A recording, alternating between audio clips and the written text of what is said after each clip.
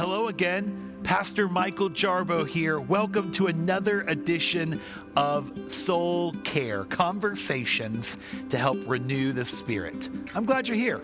Check out today's episode. Well, hello, Jennifer. How are you? Hey, I'm good. Good. We are here for another edition of Soul Care, and today I am with the one and only Pastor Jennifer Veres-Schrecengost, or how we belovedly call her, JVS. You're outside, it looks like. Yes. Awesome. Well, if that was your living room, I would be incredibly impressed. Oh, yeah. It's a nice fence, though, right? It's a super nice fence. Uh-huh. Well, you've done so well with the place. Great job. Yeah, nothing to do with it. All right, Jennifer. Soul Care Edition, we've been doing the pastors and inviting them to respond. And so you're up to bat. I'm excited for this time. So I'm always open and least with, and I did with Pastor Colin, is just tell me a little bit about your call to ministry. I know we've had sermon series in the past where we've had that space and time, but that was what'd you say earlier this morning in a meeting? 512 lives ago? Yeah. Tell me about your call to ministry. How did you get connected into this thing called church? Yeah, so I've said this before in sermons or whatever, that I didn't grow up going to church. And so my family, at best, we go twice a year. Not Christmas and Easter. It was Girl Scout Sunday and Boy Scout Sunday. So that's the family I grew up in. But a friend invited me summer freshman year to go to UM Army with her.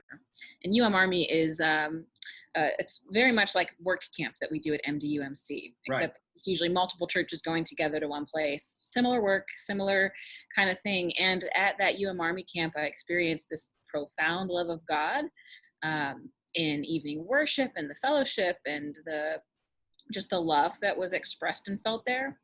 That during the daytime, we expressed and manifested in doing good for others. And so from the get-go, this idea of the Christian faith being about the profound love of God and love of neighbor, just right there.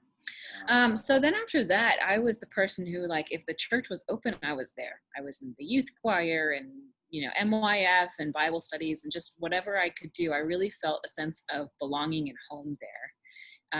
And then from there, pretty quickly, made great relationships with the parent volunteers and mentors, with other students, and with the youth ministers. We had a couple during my time in high school, and all of them were so giving of their time.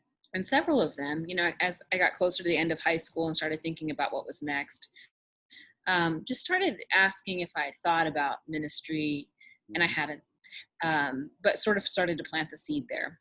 And where I went to college for the first 2 years was Lon Morris College. Tiny Methodist college. Some of y'all watching will know about Lon Morris. Most of y'all won't.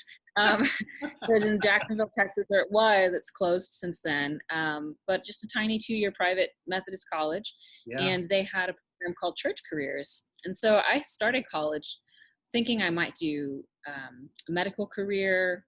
That's what I explored a lot in high school and really enjoyed that aspect of helping others and healing. But during my time at Lon Morris, started to uncover more of this calling through that program. A church careers program kind of, we sat in practical lectures about what it was like to serve professionally in the church. But we were also informally, not formally, student pastors at this tiny little Methodist church in Dialville, Texas. Tiny. If any of y'all watching are familiar with the Little Brown Cokesbury hymnal, there's a hymn in there. It's not in the red one or in the current United Methodist hymnal, called "The Church in the Wildwood." Dialville was the church in the Wildwood. And that was their favorite hymn. All of the hymns just opened to that page. Yeah, the crease. Yeah. Okay. So they were lovely, just loving, gracious congregation. And so once a semester, each one of us was in charge of planning the worship service and preaching. And I will say that my preaching has improved a lot since the first sermon that I gave as an 18-year-old in Dialville. Footage of that in certainly not. No, okay. No, not much of a media team there in Dialville. But I have notes, and they're very brief and Oh, not very not very substantial. But it was on Psalm 1. I do remember that. oh, wow. I'm pretty sure I ended that sermon by saying, "That's all I have to say about that." So So glad good. my skills have improved. Oh, But anyway, like a right. big piece of that was meeting people along the way. So college chaplain, youth minister, and fellow students again who were discerning this call to ministry. Yeah. So from there, went off to San Antonio, participated in campus ministry, was on staff there, loved doing programming stuff with them. Discovered there the big hallmark there under the campus minister, David Semrad, was discovering that faith and current events have something to do with each other. Wow. And he gave his students a language to discuss that, and the sense of social justice and how our faith is lived out in the world, in this complicated world, which of course this week I'm thinking about a lot. Yeah. And the other great thing that he did, Reverend Semrad did, was he noticed that quite a few of us there hanging around the campus ministry in San Antonio were discerning a call to ministry. And so he took a few dozen of us for 2 years in a row, that's all I was there for, on seminary tours. And so we visited 6, 7 different United Methodist seminaries. And so by then, it was just this process of people in my life kind of encouraging me to continue asking the questions and imagining what life serving the church would look like, and praying for me and with me, and trusting me to try and doing new things. That was a piece of that. Cool. So there are many more years that passed in between there, but Sure. Right. it's so relational, and so that's why it's so important for anyone in the church, I feel, lay people, clergy, other people on staff, to just notice those around you, and no matter what age they are, kind of, if you see a gift in someone, name it and encourage them to explore it, right? God calls us all in unique ways. And, Did that answer the question? Yeah, you did. No, you did. But you led me on to just that thought of like, if it were, it's like pastors don't just make pastors, laity make pastors. Oh, yes. And so it's just that your call for people to speak up, say that word. Even I'm telling you, I remember the woman who first said, "Michael, your prayer was so good." After like a prayer for like a $1 like quick meal at the, like a blessing over the meal for our youth group in 7th grade, and I just said a prayer, and someone came up and just said, "Michael, that prayer was so good." Like those little things make a difference in young people's life that will eventually show up, and could be that the spark to get the fire going, if you will. Speaking of that Cokesbury hymnal, I'm sure that song is in there. Great work. All right, next question. We're already talking about people, and I quoted that African proverb to Colin last week in our soul care, and I just think it's such a good phrase, and it's so good to reflect on the people who made a difference. The quote, just a reminder, is "A person becomes a person through other people." And so, JVS, my friend, who is someone that has made a significant impact in your life? My mother, for sure. She's highly creative. I'm sorry, there's one of my children. Okay. Super creative, and someone who really showed me hospitality without fear or without the hang-ups. Like, growing up, she would have people just come over for dinner. She didn't care what the house looked like. It was just about being with people. And that would freak me out a little bit, because I like things to be a certain way.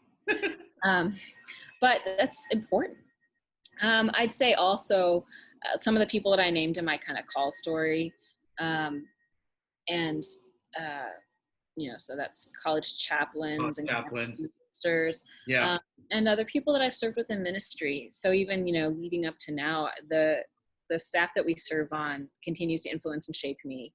And I am so deeply thankful for the collaborative energy that we have together, because I know that I'm a better pastor because of the people I'm pastoring alongside.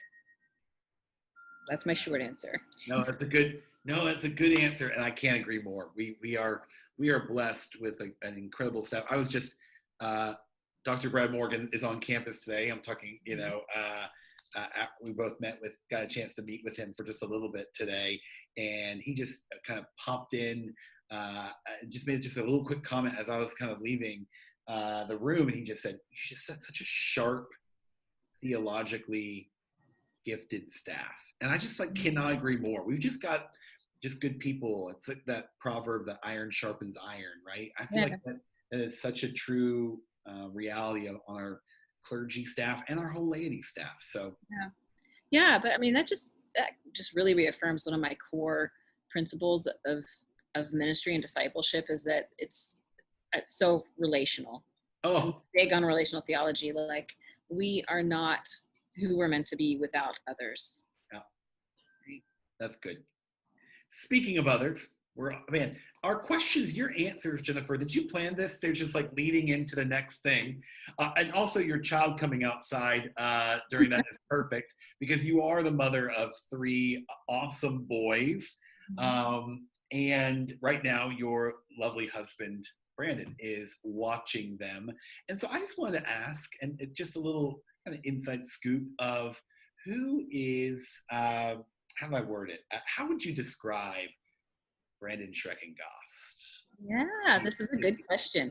Because so it takes a while for people to get to know him, because he tends to be a little just quiet, but also because when he is at church, he is pretty much solely wrangling all those children on his own. I don't even know how he does it. Wrangle is the right word to use there. Wrangle is he told me one morning you saw him leaving the journey with 2 under his arms and one of them talking his ear off. I don't know.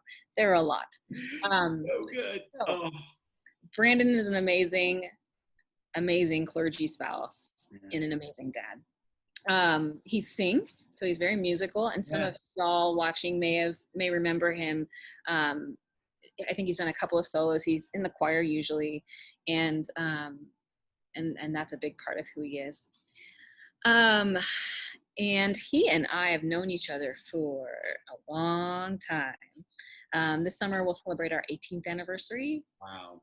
So we've known each other longer than we haven't, really. Yeah. Yeah. Beautiful. So he is working for Shell right now. Okay. Until the end of June anyway. So he'll be looking for new gainful employment. He is a mediator personality, a negotiator personality. And so he's pretty diplomatic in that way. But he definitely knows how to win an argument.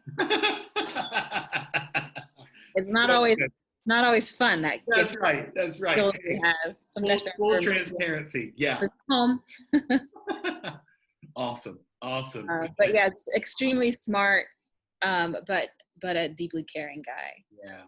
Yeah. Yep. If you ask someone who's shaped me a lot, that would be in the top 5 as well. So. Good man. Well, thank you for sharing a little bit about that. People are always interested in knowing about clergy spouses, and you have got a great one. So thank you for sharing a little bit about Brandon.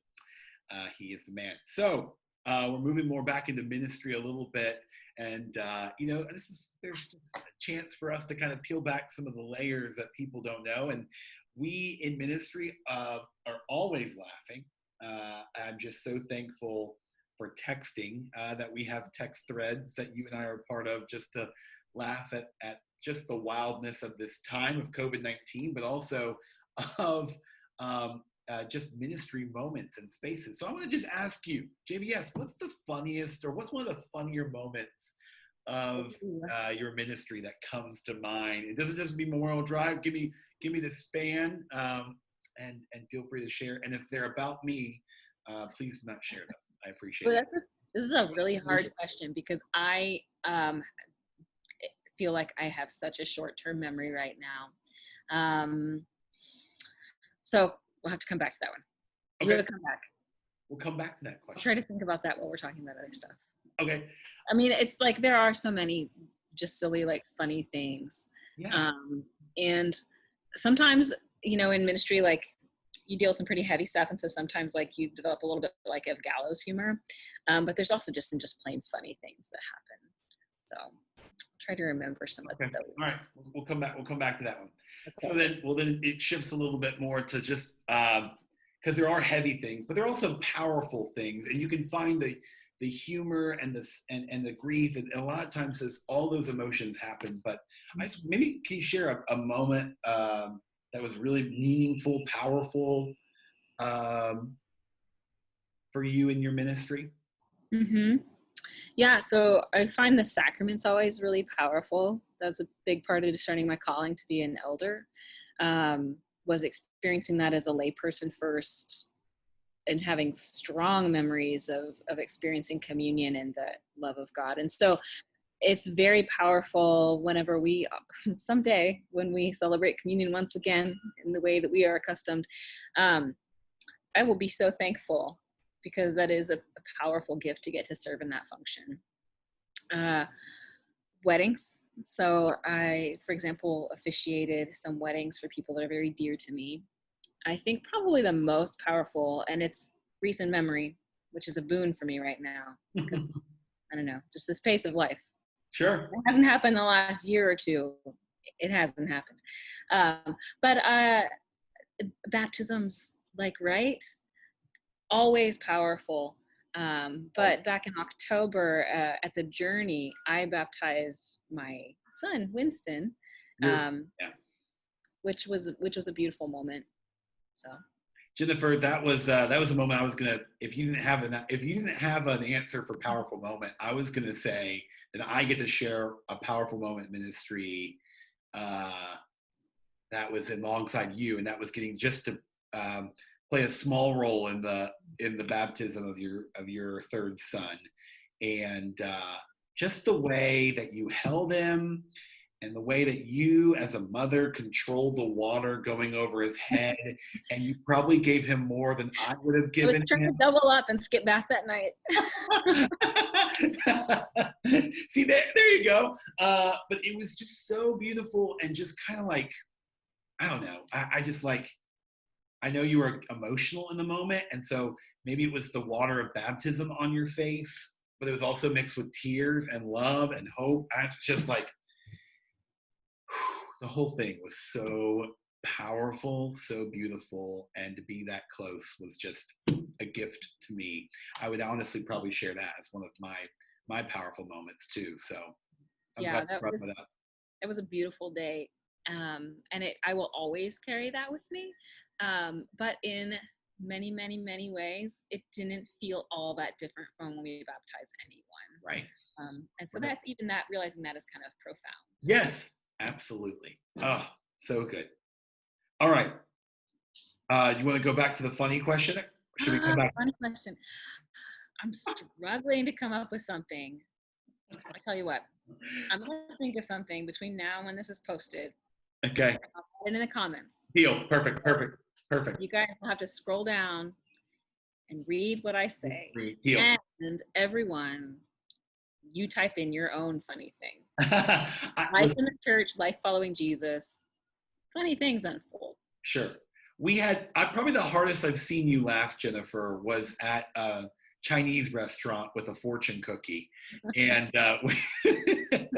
and just tired, exhausted pastors reading fortune cookie fortunes was just, we all were just dying of laughter. I won't go into the details, but it was a funny moment. I was on Valentine's Day too, I think, or something. I think so, something like that. And maybe that was that the year also that Valentine's Day was Ash Wednesday? Yes, correct. That's correct. Yeah, what a weird day. Anywho, okay. Moving to the last question before the Michael Jarbo Rapid 11. Pew, pew. I wish I had like a little graphic that could. You should get that. Yeah, I'll work with the media department. They're not busy right now, so I'm sure they can weave something together. Okay, last question has to do with you, and it's just a check-in, my friend, from colleague to colleague. Just want to hear, how's your soul? How are you doing? And how are you functioning and managing during this time? So it feels like we have been doing COVID-19 for forever.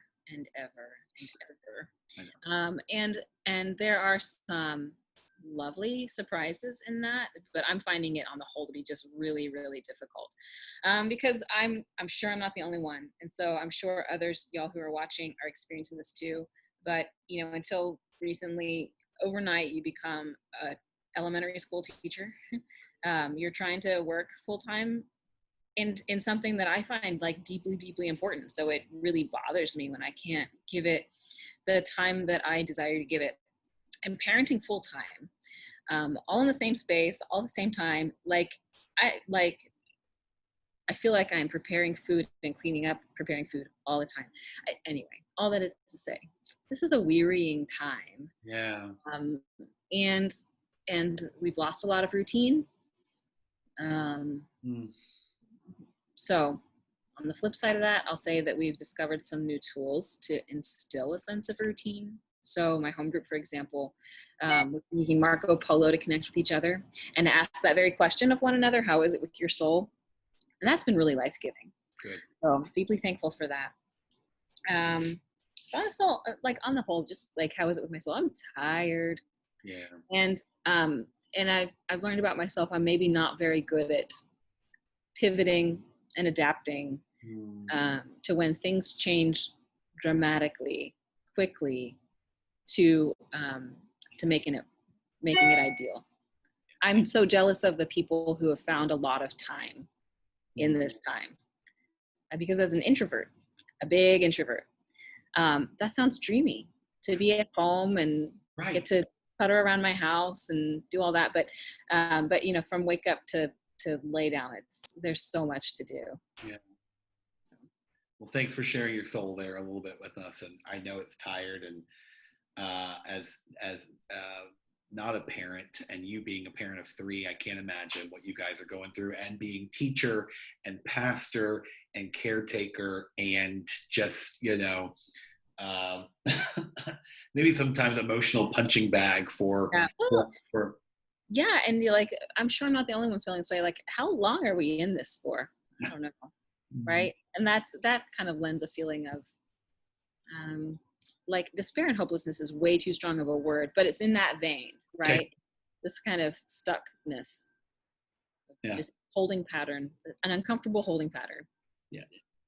I think it's good for people to hear that even pastors aren't 100% right now. We're supposed to be the hope dealers. We're supposed to be the people who share, the good news. And there's good news to be found always, as my preaching professor would say. But it's also okay not to have good days. It's okay to be struggling. It's okay to wonder, when will this end? So, yeah. And I mean, there's been plenty of moments of grace too. So like last Thursday, pop-up worship was such a high, such a boost. That was awesome. Office time today even. And then like just these moments that are a gift that I wouldn't have experienced otherwise at home, with my kids and with my spouse. So this is a strange time it is that we're living in. And it's about to get stranger, because you're about to get the Rapid 11. You ready for them? All right. These are the Rapid 11 question speed round coming your way. JVS, are you ready? I am ready. Okay. Fill in the blank. Ministry is life-giving, exciting, what I always want to do more of. Question 2. You are called to be brave, but your fear is real. What do you do first? Put on some really good music, psych myself up, and just do it. Go. Oh, so good.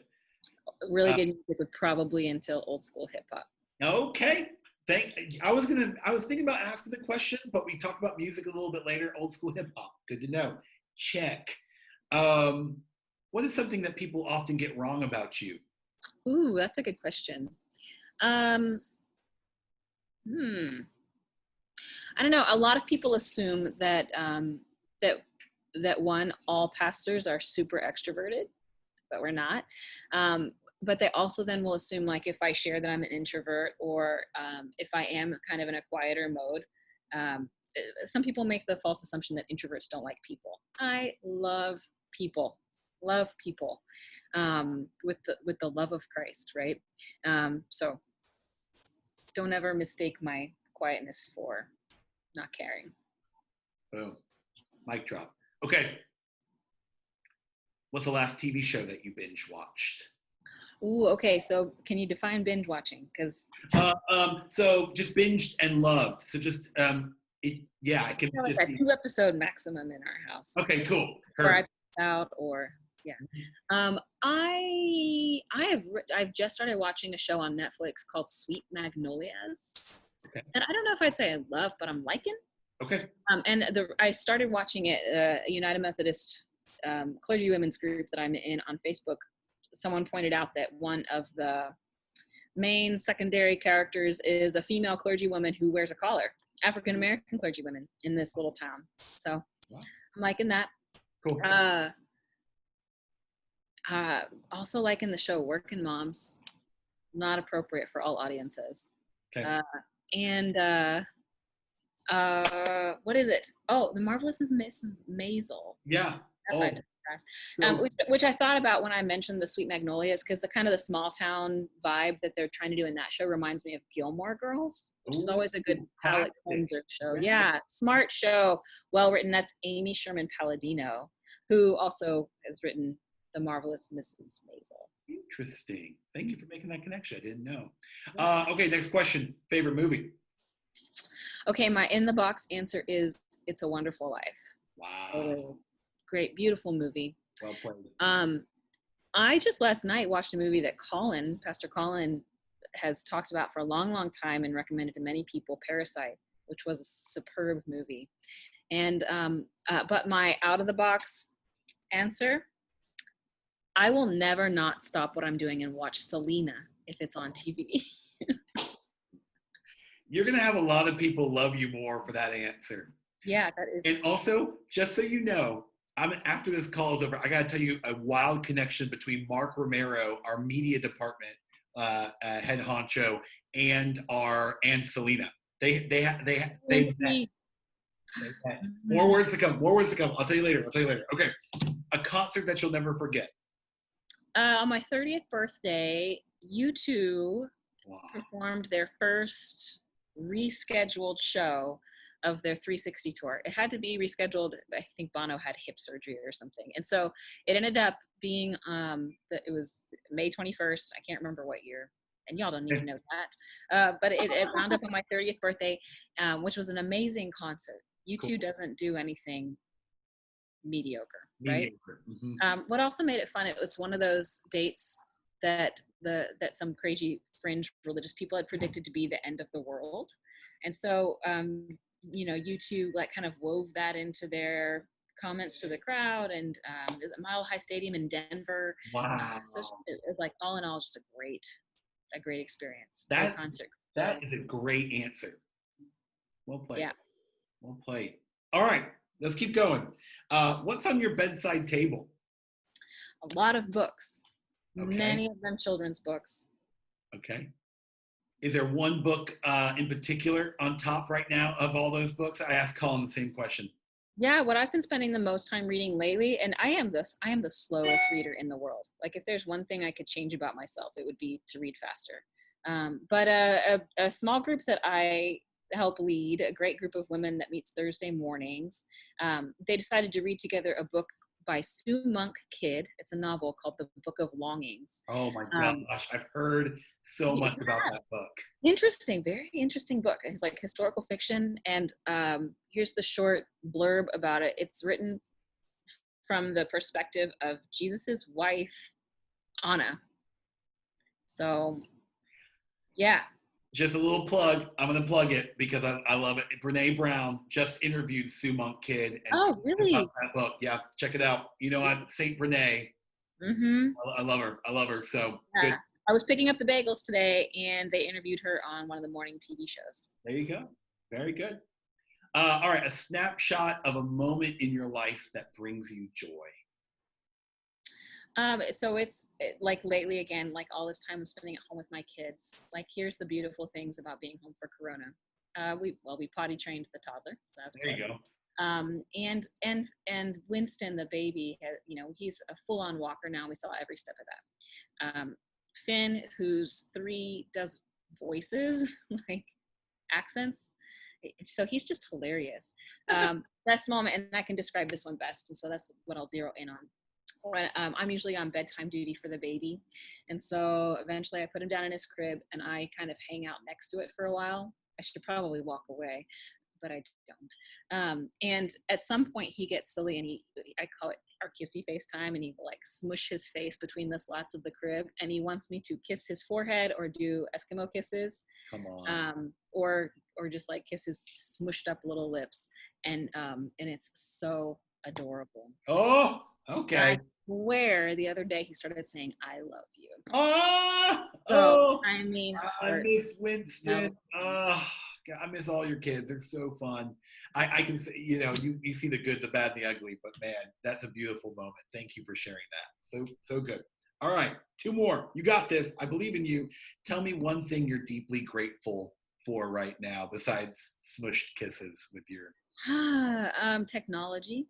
Okay. And early bedtimes. And summer coming, like just that relaxing feeling of summer being a little less, everything's a little less compressed. Yeah. JBS, the last question. I'll end on this note. What do you hope is the first thing that God says to you when you reach heaven? You crushed it? No, I think it's like, welcome home. There are so many people who've been waiting to see you, or something like that. You think about the people that we miss, and I think that's it. That's a great answer. That's a great answer. I've been trying to think about how I'd answer some of these, and you and Colin have already fun. We'll talk about it. Maybe you and I flip screens and we try that out. But that we'll talk about that later, along with the Selena reference as well. JBS, my friend, thank you so much for your time today, and I know people will be blessed by hearing a little bit more about your story and your life. So thank you so much. Have a great weekend, my friend. Hey, thanks. Thank you so much for checking out Soul Care. Join us again next week at noon on Friday. Have a great weekend. Bye.